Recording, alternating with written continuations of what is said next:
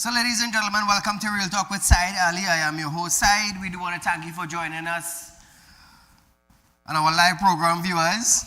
As we start off tonight, President Christine Kangaloo will administer the oath of office to secretaries and assistant secretaries of the Tobago House of Assembly on Monday, January 26, 2026 in Tobago.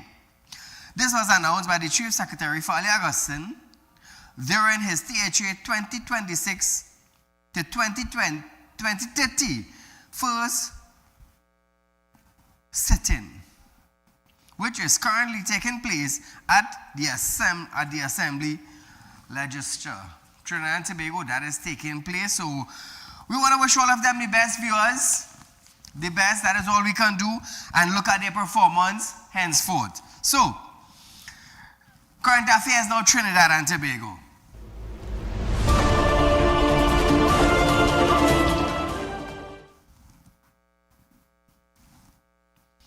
Minister of Foreign and CARICOM Affairs, Sean Sobers, has announced that a high-level delegation from the United Arab Emirates will visit Trinidad and Tobago from January 23rd to 26, 2026. The delegation will be led by Her Excellency Noura bint Mohammed Al-Kab, Minister of State in the Ministry of Foreign Affairs and the United Arab Emirates. Listen to this, viewers. There will be a visit by a ministerial delegation from the United Arab Emirates over the period January 23rd to 26, 2026. I am pleased to announce that during that period, the government of Trinidad and Tobago will receive a high-level delegation from the United Arab Emirates, led by Her Excellency Noura bint Mohammed Al-Kabi, Minister of State in the Ministry of Foreign Affairs of the United Arab Emirates. This visit is in keeping with the government of Trinidad and Tobago's outreach and the Honorable Prime Minister's vision for Trinidad and Tobago to forge new relationships with countries throughout the world to advance this country's foreign policy and economic interests. So viewers, I could say this without having to think twice or having to apologize. When you hear the Arabs decide to visit a country and make investments, I'm going to tell you something. It's not little bit will be invested. I'm giving you a little first-hand approach on this. So if you just tell yourself, well, you know, they just coming to go through Trinidad and see what it's like. No. Arabs invested in Guyana. I was there when a signing took place in Guyana for multi-billion dollars. Yep, I was right there when that signing took place.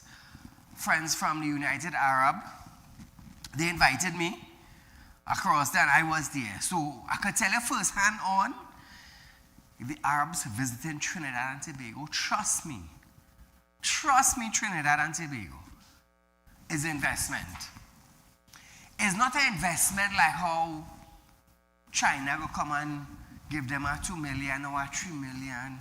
No, it's not like that. We're talking about millions. This is what we're talking about. We could be even climbing to billions. I could tell you that. From experience, I could tell you that. So take into consideration Trinidad and Tobago. When they come here, you're going to see the changes. That I could tell you.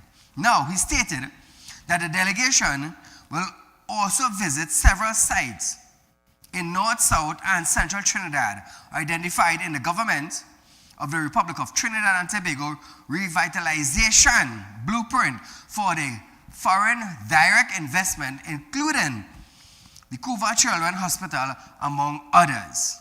This is not a Ghana investment, you know. This is not yam investment, you know. Talking about yam investment, we're going with that yam seed and then we go from Guyana. I want every yam seed growing. I wonder if the yam seed multiplying by now. Anybody get yam to eat? From the investment that we made with Ghana? Anybody? 2386716. Call the number, let me know the yam taste. I'm not condemning and I'm not putting down. But this is the reality we all went through in Trinidad and Tobago. Our taxpayers' dollars paid for it. Remember that, viewers. Sober stated that there is a cost attached for the visit, but could not indicate a figure. The minister also affirmed that the Trinidad and Tobago diplomatic relation with Venezuela remains intact. Now, he was asked about TNT's relation with the Bolivian Republic following a recent U.S. military operation in Venezuela that resulted in the capture of President Nicolas Maduro and his wife. Listen to this. Our diplomatic relations with the people of Venezuela remain intact.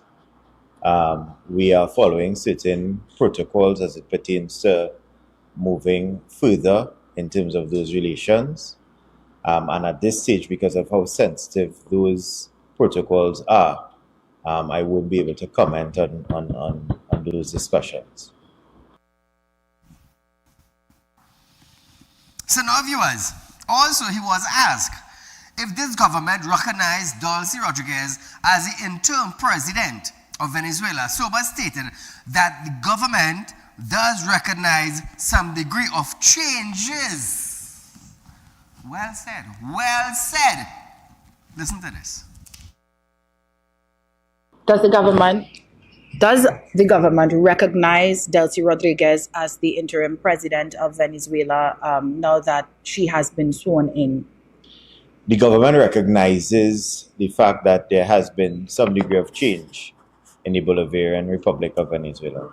What the government also recognizes is that there has been conversations with respect to a smooth democratic transitionary process, and we await for that to play itself out. Now, Trinidad and Tobago, just how Maduro was sanctioned, Delcy is also sanctioned. I want to let you understand that. Switching gears now, viewers. Opposition leader Penelope Beckles have accused the UNC-led government of bullying, saying the opposition will not tolerate what she described as a prime minister intimidation of independent senators. Penelope talking about bullying.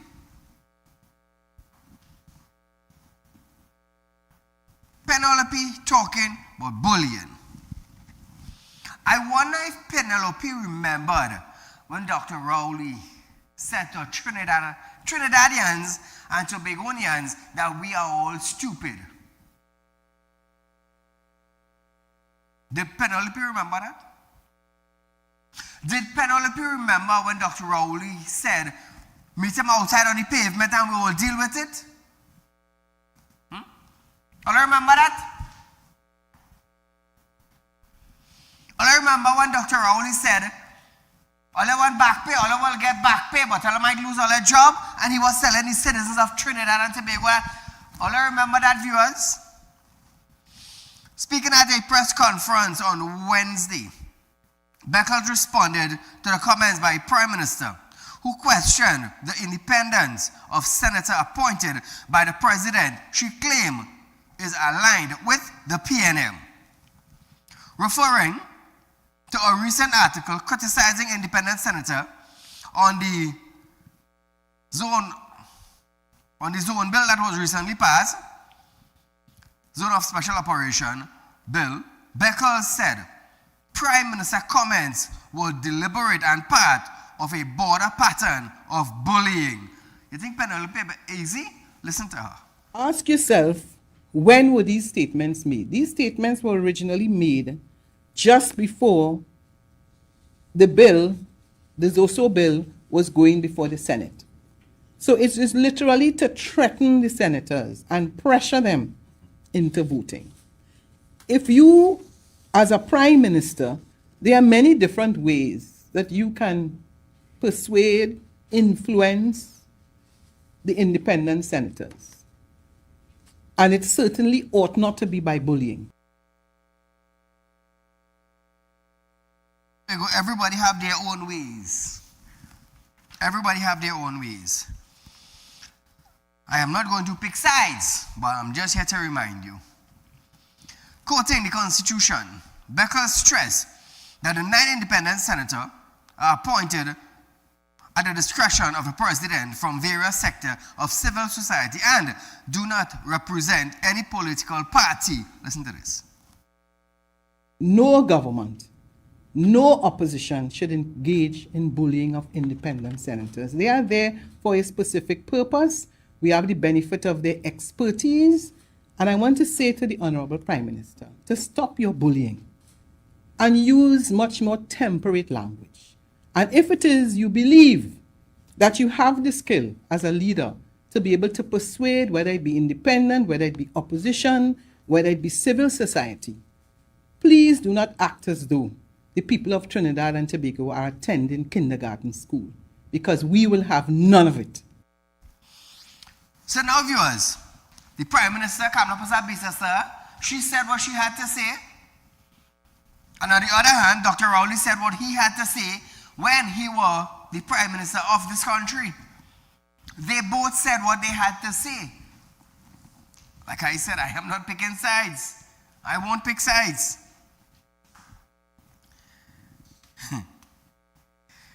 We're going to Tobago now. Opposition leader Penelope Beckles have accused the government of avoiding accountability in its handling of the Trinidad and Tobago energy crisis. So let me ask you something. When does a crisis start? Does a crisis start in months or it starts in years? That's something for you to answer. Her comments followed the Prime Minister's decision to decline an invitation to address the Energy Chamber annual conference next week. Beckles warned that the Prime Minister's public condemnation of the Energy Chamber as self-serving and greedy could damage investor confidence in the country. Listen to this. Why are they hiding from an energy conference? Why are you afraid to speak to the public? That is the time when Trinidad and Tobago celebrates the 100 years in the oil sector, in the gas sector, and more importantly, an opportunity for the Prime Minister and the Minister of Energy to say to the people of Trinidad and Tobago, this is our policy. This is where we are. If the Prime Minister cannot attend, normally the Minister of Energy or someone else, and the Minister of Planning is not attending. So in other words, the government blanks the entire energy conference. No, Penelope. I will safely tell you no. I believe the Prime Minister have other events to attend and Monilal will be out of the country. Now, these are things you should inform the public. But you wouldn't. But you would not. Beckles also raised concerns about recent announcement by the National Gas Company, which confirmed a 60-70% increase in natural gas by the end of January, including a price hike to Phoenix Park Gas Processing Limited by 38.66% from $3.75 US per MBTU. Now that has gone up now from 375 to 520 Trinidad and Tobago. They say it is confirmed, but we are yet to see proper confirmation. Now I'll tell you something. Not everything you hear is the truth. I want to let her understand that. She said the government has failed to explain the shortfall. Penelope now. So they find themselves in a situation where they are not going to be able to explain to the oil companies, to the investors, to the business community, the decisions that they have taken. But further to that, they now find themselves announcing, just when the conference is due to start, 70% increase in natural gas. How are you going to tell the people in the conference how you arrived at this? You just finished a budget 3 months ago. Promise made, promise kept.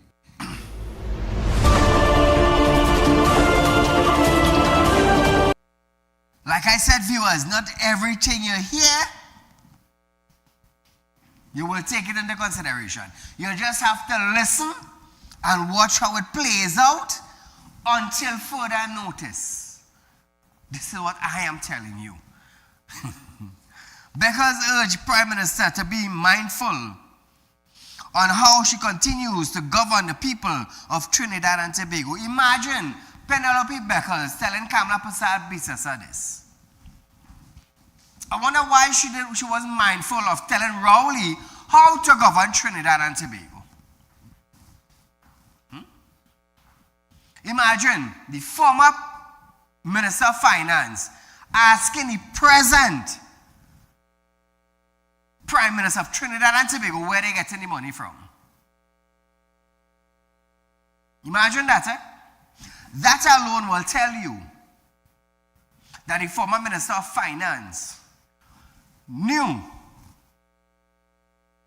damn well knew, the country was going bankrupt. Yeah? Keep that into consideration. Viewers, we are going for a short commercial break. The video, listen to this. Don't feel that because you have 26 seats that you could do to the people of Trinidad and Tobago as you feel. Because people are paying close attention, and many of them voted for you because you misled them into believing that you cared. You misled them into believing that they would have their jobs.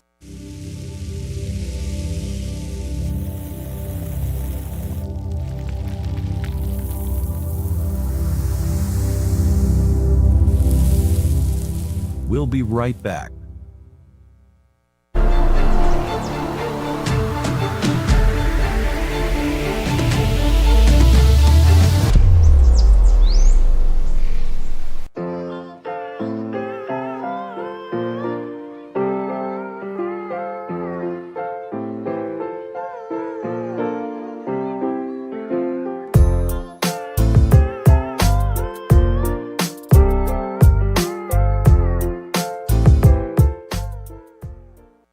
Welcome to Real Talk Financing and Investment, a place where your loans are guaranteed and you're rewarded with up to 5% upfront interest on your deposit. Why wait when you can invest with us today and reap the benefits? Speak with a representative at our central branch at 238-6716, 231-6219, or 339-1670, or our south branch at 242-9944, 241-0543, or 339-1670. Real Talk Financing and Investment. Investment company just for you. For you. For you. For you. At Real Talk Studios, we dedicate our time to highlight the glaring issues we face within our community. Catch us live every Wednesday between 7 to 8 p.m. Real Public Concern. Because your concerns are meant to be heard. Send your email to realpublicconcerns@gmail.com.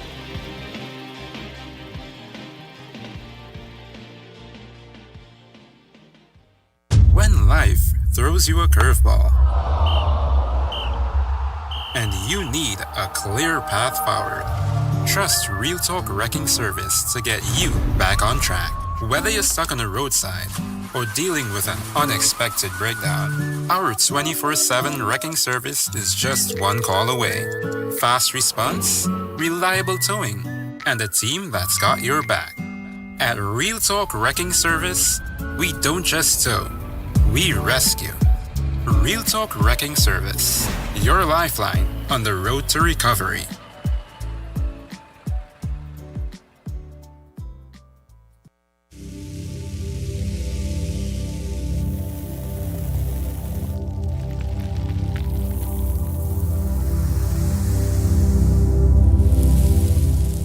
Welcome back.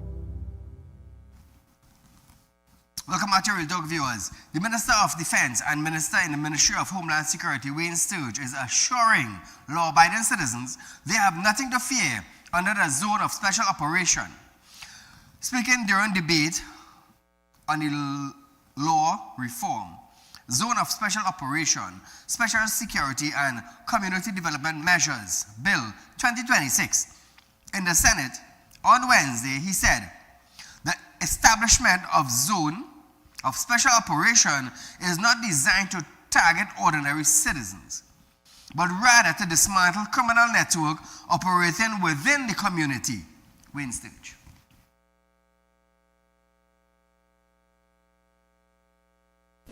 This is a targeted approach. This is a targeted approach that is designed to go after those who the Act speaks quite clearly about, not the ordinary citizen. The ordinary citizen can go about his business unless there is reasonable suspicion. He explained that a zone of special operations allows security force to focus on known criminal elements while maintaining the rights of residents. Sturge. In essence, it relies on information from informants, it relies on intelligence, it relies on things perceived. So it's not simply you are wearing your pants below your buttocks and I can see that you are wearing a Hanes underwear. Leader of Government Business, Daryl Alaha, said, while he understands the zone of special operation may cause some inconvenience for residents, the measures are necessary for the greater good. Alaha. Yes, we are speaking about temporary inconvenience for persons in a community. But, Mr. President, there are places in this country where not even the KISS van will dare go to deliver bread, or WASA, or TNTech, or the cable. They have to use direct TV because nobody goes in there. Not even sometimes the police is wary to go inside of there. We have to retake our communities, Mr. President. Well, good night. Mr. Saieed, great program as usual, and you are leading the way in bringing this information to the citizen and seeing this country go forward, strengthen up and go forward. Remember, you lead the way in the financial sector in this country, when nothing was happening in the financial sector and citizens were getting 0%, you changed the whole dynamics of the financial sector in this country, And we are still leading. What is sadly in this country, citizens wake up, we are still leading with the old dictatorial process in politics, very sadly, and that was promised to change. Nothing had changed. When you have a prime minister of a country calling senators in the parliament hooligans, calling them all kind of names, right? They're sensible, they're intelligent, they're qualified, they will study if to support your bill or not, and they should not support that bill based on what you did to them and the senators. That is enough not to support that bill because it is dangerous. And if today alone you had former commissioner of police, you had former prime minister, ministers in the national security apparatus condemning this. That was because I telling you, citizens only understand the seriousness of that. When you address the criminals in the police service, you address nothing in the police service. You have people driving around with TIDA, blue lights and siren, Almira with with blue lights and siren. It happened to me. When I checked myself, I said, but this Almira car, the wheel falling out, the fender falling out with blue lights and siren. So I pull out, he gone. But when I see that was a fraudulent car on the road with all these apparatus. So they could pull in your street, you could have a police vehicle. Remember, we have police vehicle went and commit crime, mark police vehicle in this country. So a police vehicle now could pull up to the top of your street, block that road. While you have the hooligans down in the road, they have blue lights and they say we lock down the street. They know who to target, people who have a little business and so on, and they come there and lick you up.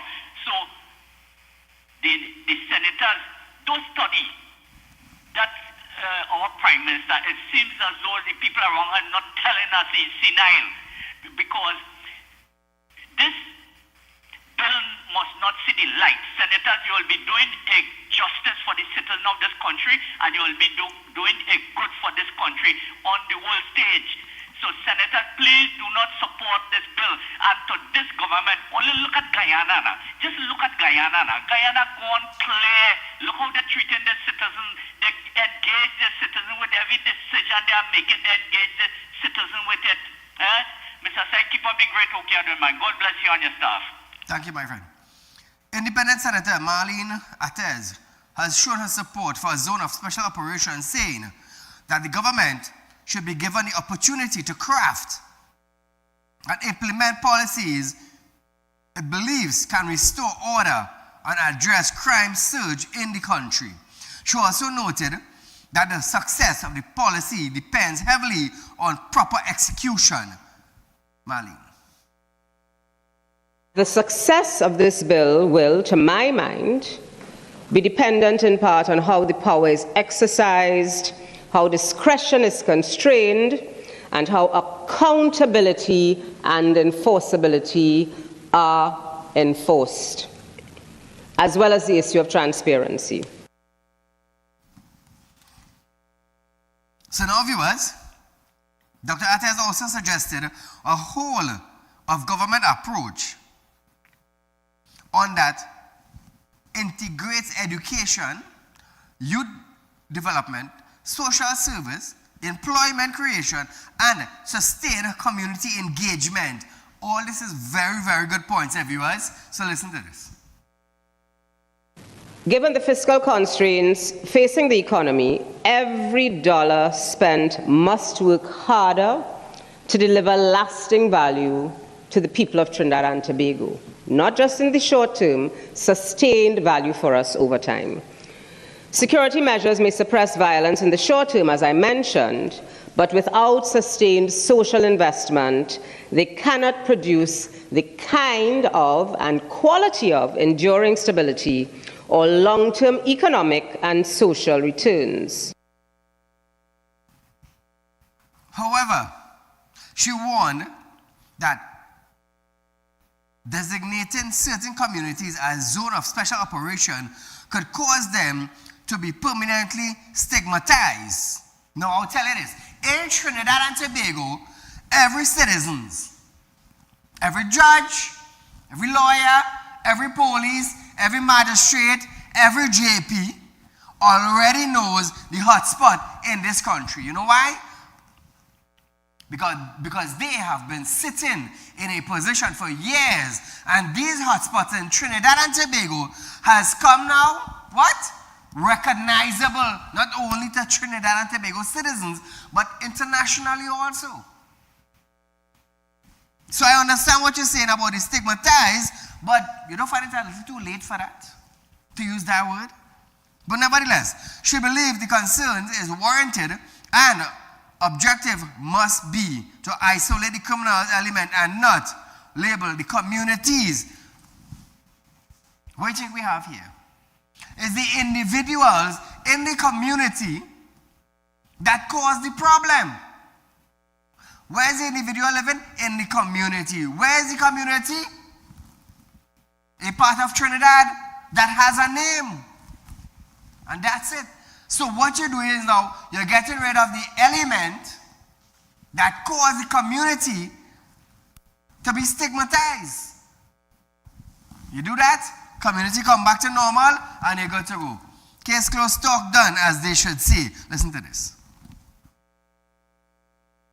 As we contemplate the zones of special operations, we must be careful that in our determination to confront criminality, we do not inadvertently stigmatize entire communities. And that is a concern I've heard raised in other spaces and in public spaces as well. But I want to be clear that we are mindful that we do not stigmatize communities. There is a danger that law-abiding citizens who may reside in some of these so-called hotspots, the hard-working parents, the students who have ambition, the elderly residents who have endured decades of hardship, that they become collateral damage to any policy that we implement. Marlene, I want you to understand this. Maybe you have not been on the ground as me. If police officers saying Central is a hotspot, who is causing Central to be a hotspot? Criminal element, not the hard-working, right-thinking citizens of the community. One or two good-for-nothing individual. What is the zone of operation will do is that they will go in and clean up the community. Clean it up. So the hard-working individuals, as you just mentioned, they will be able to go about their daily chores without fear. I just always say, if the police in the police station secure the community properly, zone of special operation, and all these curfews we have with SOE and thing would have never come into effect. Trust what I'm telling all you. Let me tell you something. Part of the Real Talk group of company is that we have Real Talk Security and Intelligence. So it's not that I am stupid to what is going on in the country. I am fully aware of what is taking place. Fully aware. Call a good night. Good night, Saeed. Go right ahead. This is the imitation vaccine, and Happy New Year to you and all your to you also. Lovely listeners and people like myself who participate in your program.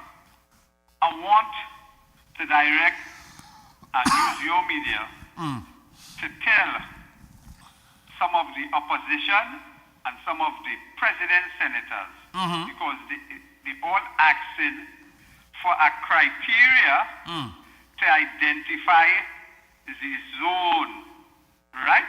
And that is easy, you know. If they were bright, intelligent, and being able to read, you could get it from two sources. You can get it from the police, but they want to beat up on the police, and they say the police are bright enough with intelligence. But do you ever hear about the advisory to come into Trinidad? The Americans, the British, the French, etc. Yes. And it is give advisory to the people not to go in the hotspot. Recently, the US had it up. Right. Britain had it up there. Germany had it.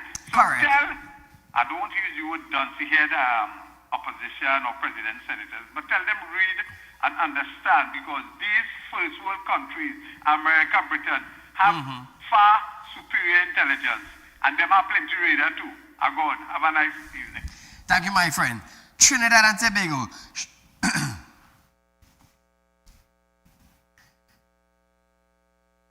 Atez said, the concerns become especially when one examined clause 24 of the bill, which empowered members of the joint force to require persons with a zone to disclose their personal information. Now, personal information, giving the police personal information, I don't think they need that. All they need is that there's a hotspot, we coming in, warrant, and we dealing with it. There's an intelligent crew, you must know which houses you're going by. You must know. So I don't think a police will come and ask you how much money you're making. Nah. I'm working 9 to 5. Yeah? So individuals, in case a police officer asks you that, just tell him that is not his business. Go to your workplace and ask for the information. It's simple as that. Viewers, we are going for a short commercial break. When we come back, 90% of gangs are African diaspora. Can said that, not Saeed. More when we return.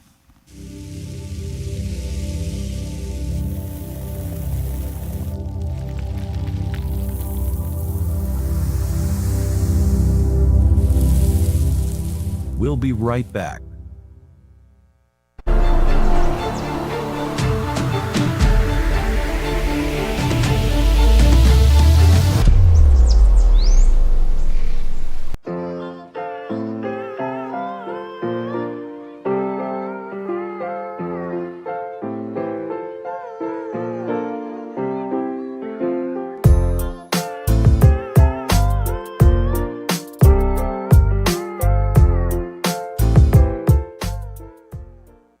Welcome to Real Talk Financing and Investment, a place where your loans are guaranteed and you're rewarded with up to 5% upfront interest on your deposit. Why wait when you can invest with us today and reap the benefits? Speak with a representative at our central branch at 238-6716, 231-6219, or 339-1670, or our south branch at 242-9944, 241-0543, or 339-1670. Real Talk Financing and Investment. Investment company just for you. For you. For you. For you. At Real Talk Studios, we dedicate our time to highlight the glaring issues we face within our community. Catch us live every Wednesday between 7 to 8 p.m. Real Public Concern. Because your concerns are meant to be heard. Send your email to realpublicconcerns@gmail.com.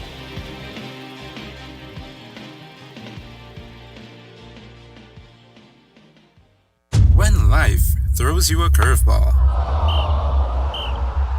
and you need a clear path forward, trust Real Talk Wrecking Service to get you back on track.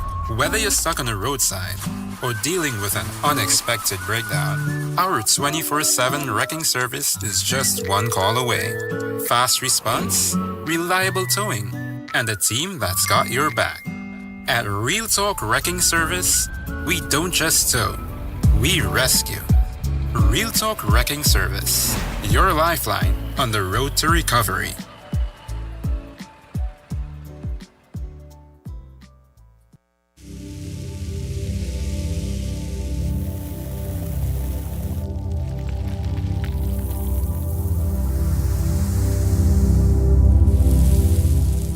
Welcome back. So viewers, President of the Criminal Bar Association, Israel Khan SC Senior Counsel, have stated that Trinidad and Tobago can benefit from the Zone of Special Operation. Khan said the opposition argument that certain race and areas will be targeted amount to an admission by the People's National Movement. Now, the member for parliament that their constituencies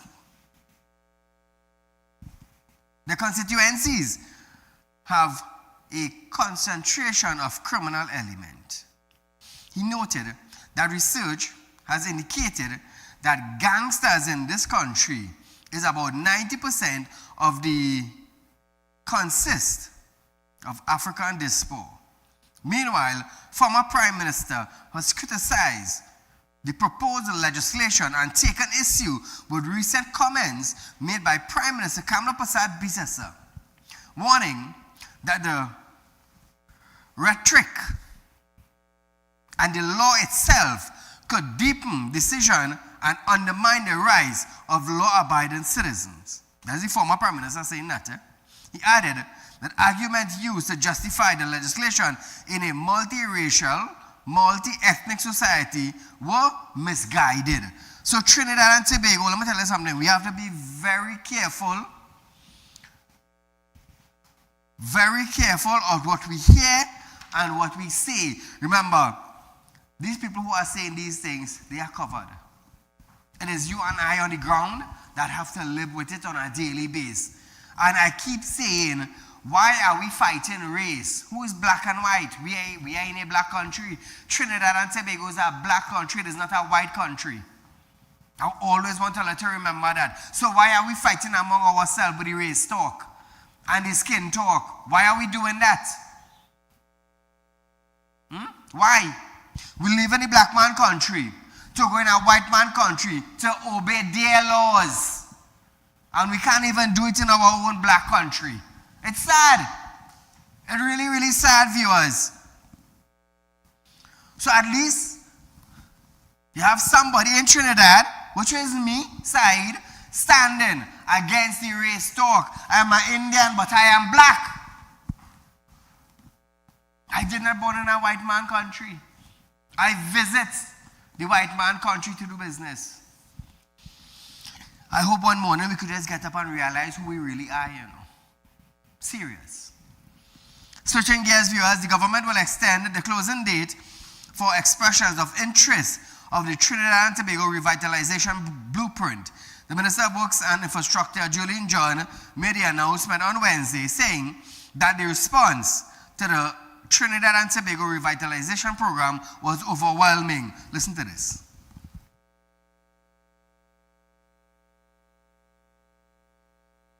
That expression of interest was supposed to be closed on Thursday, tomorrow, right? Okay, so I just announced that it's going to be extended for the next 2 weeks because they have had so many requests for an extension. Okay, we were really going to be very stiff-necked about it because we have some rigid timelines going forward, because if we don't do it, it just will not get done. So we have now extended to the 5th of February, but after that, all of the other timelines remain fixed. Minister John noted that UDCOT confirmed the high demand of application coming through the online portal.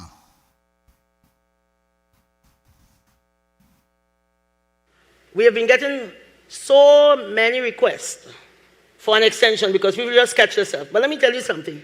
If we close this tomorrow, this will be oversubscribed. Okay? Oversubscribed. But this is short of demand. This has a big demand inside of it. I'm almost certain every single project is taken 5 and 6 and 10 times over. The minister noted that other projects will be rolled out in the first quarter of 2026, providing additional real estate for more industrial enterprise. They are going to be the next rollout in about a month's time. And they are going on a very big expansion program, subject to their shareholders and the cabinet's approval. And they're also going to be assigned another 700 acres of industrial land. And that is really to push that manufacturing sector further. Minister of Works and Infrastructure, Julian John, have stated that a major redevelopment work will begin at the Port of Spain by the second quarter of 2026. Listen to this, viewers. Restaurants and so on along the water.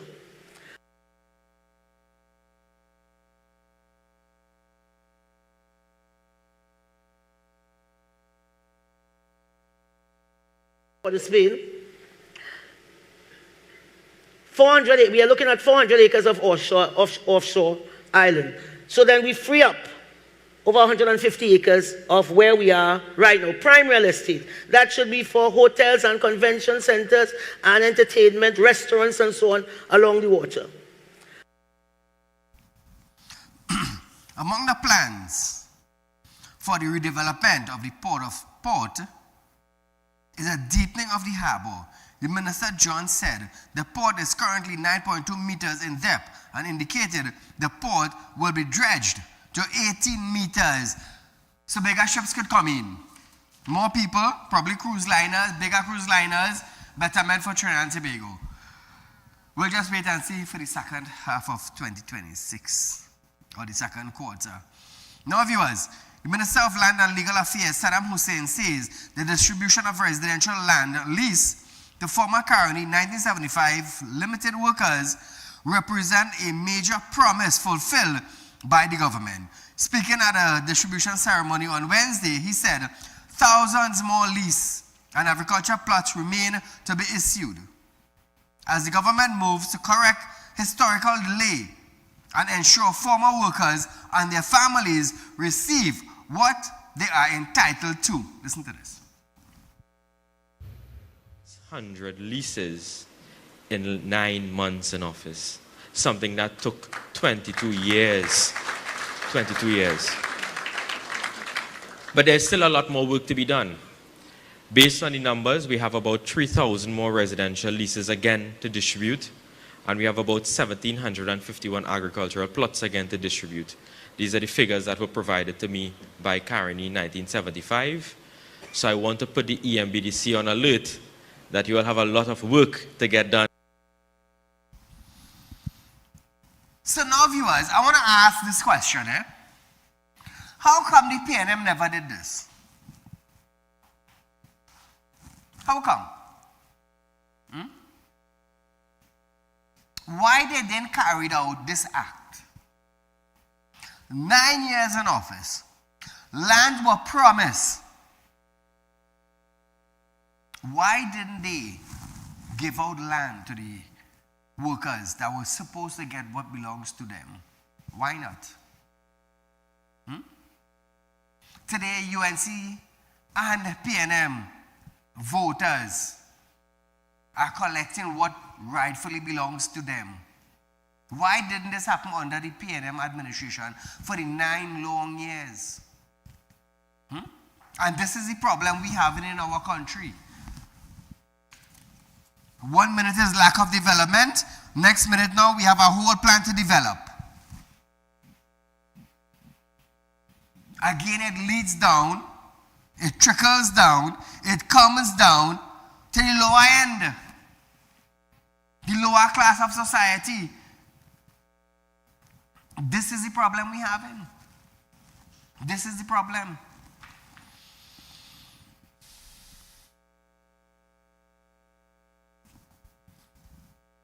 Minister in Public Utilities and Member of Parliament for Kuva South Barry Padara said, the land distribution restores hope to families, promotes economic activity, and represents a renewed commitment to improving quality of life.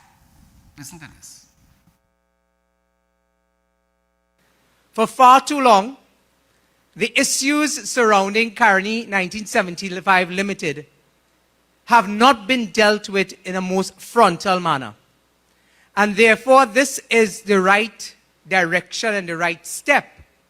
However, a lot more needs to be done. He also credited the initiative to the leadership of Prime Minister and the ministry, noting that a process that had been stalled for more than a decade was completed in under a year.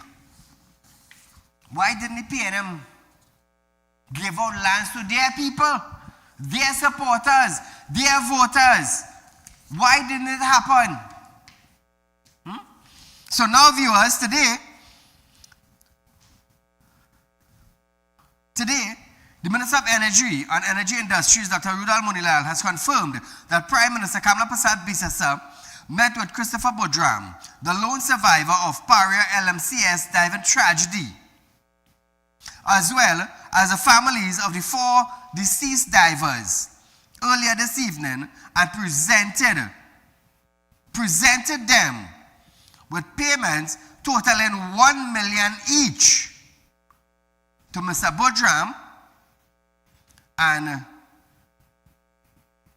Vanessa Kwesi, the widow of Richie Nagasa, as well as the families of Faisal Kuban. Trying to go look at this. Several of those families had to engage in legal processes so that they can have the legal validity to accept the compensation, to accept this ex gratia payment. Today, the Prime Minister made this a promise that was realized. A promise that was promised under the PNM administration. Today it became a reality. The families collected 1 million each. Imagine this, eh? Imagine that Trinidad and Tobago. After all he talk and he talk and he talk and he talk, the family received 1 million each. So why this couldn't be done under the PNM administration? What was he kept back? $16+ million was spent on lawyer fee. $16+ million. Why they just didn't give the family what you all promised?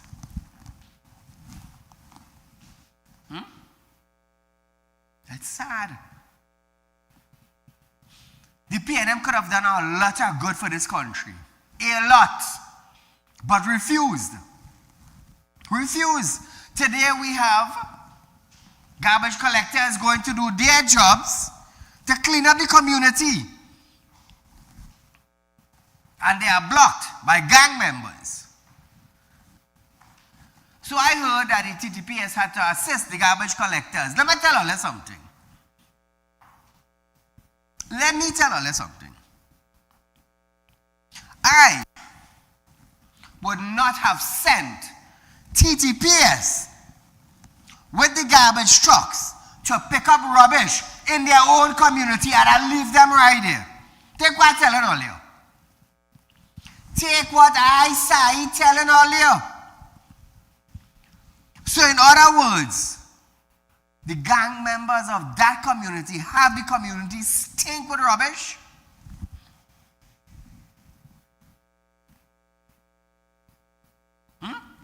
Ask yourself that. And I want the gang leaders or the rogue element in that community to understand what all you did. All your own community at ransom. The children, the mothers, the fathers, the grandmothers, all your own family, all your own sister, all your own child, all your hold them at ransom. What does Penelope have to say now? You would label the UNC? If I was Roger Alexander, or if I was Wayne Sturge, let me tell you something. The police would have never stepped foot to protect the garbage men and them who going to clean up the community. Take what I'm telling you. And I'll leave that community stink right there.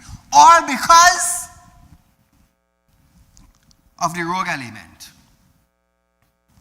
Of the rogue element. Let me tell you something. It don't take much to get a little common sense, you know. All it takes is a little sitting down and self-realization. Wait now. So as a bad man, and I preventing the truck from coming in my community to pick up rubbish. I preventing the truck from picking up rubbish. The rubbish there, it piling up. Baby pampers, chicken guts, whatever guts you have. On top of that, you have cockroach, you have rats. Things that could spread disease in the community. As a bad man and I causing all that sickness in my own community.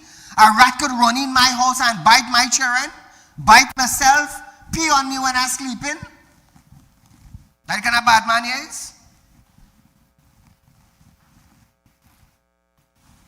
If that kind of bad man he is, stay in your lane. Because if you ain't care, if the rat and the roaches come in the community where you preventing the garbage truck from picking up, rats should bite you. Take what I'm telling you. Take what I'm telling you. You see, a bad man don't wear a mask, you know. He cover his face. You see my face covered?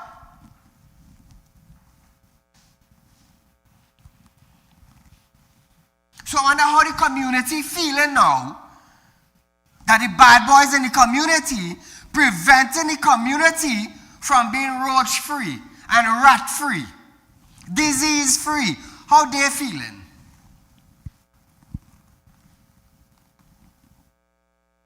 People were afraid to talk about this. But as a bad man in the community, giving the good people in the community a bad name. A bad name. It sounds nice, ain't it? Now today you're wondering now why we have hotspots in Trinidad. Today we're wondering why our country's name going on international websites where airlines are supposed to be bringing in tourists. Now we're wondering that. I said if I was waiting search at Roger Alexander, no police are going there. That's what I want. That want the rubbish to remain there, but then leave it right there. Leave it right there.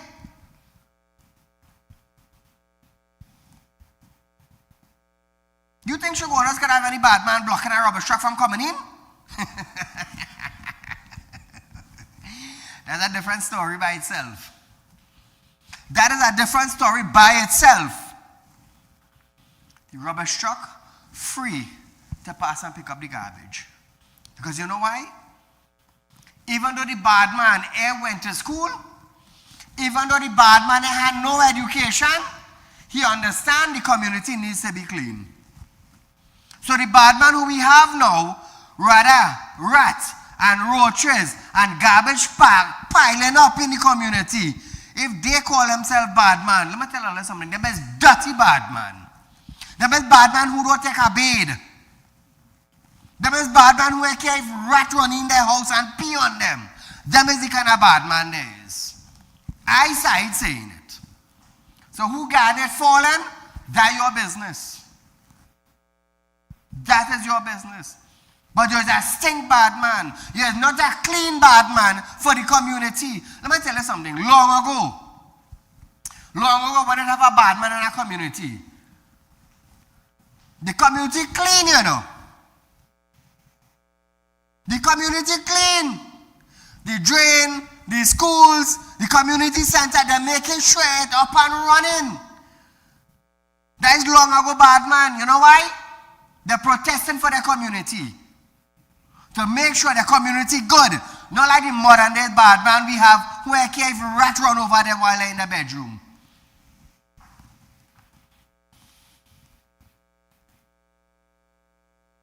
It's sad, eh? It's sad. And them is bad man. Are you a clean bad man or a dirty bad man? Well, we see it. We see it. Trinidad and Tobago see it. The world see it.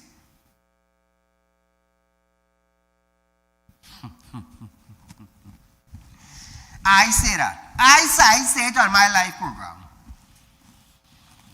But nevertheless, Trinidad and Tobago, lighting candles are a good thing, you know. You know why I say that?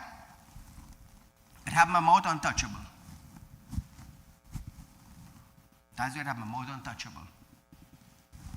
So viewers, we're out of time for tonight, but nevertheless, this is Real Talk with Saeed. Our rerun of this program is tomorrow from 11:30 to 12:30 p.m. We'll be right back here next night for our next live. Until then, don't let rat run over your foot. Clean your place.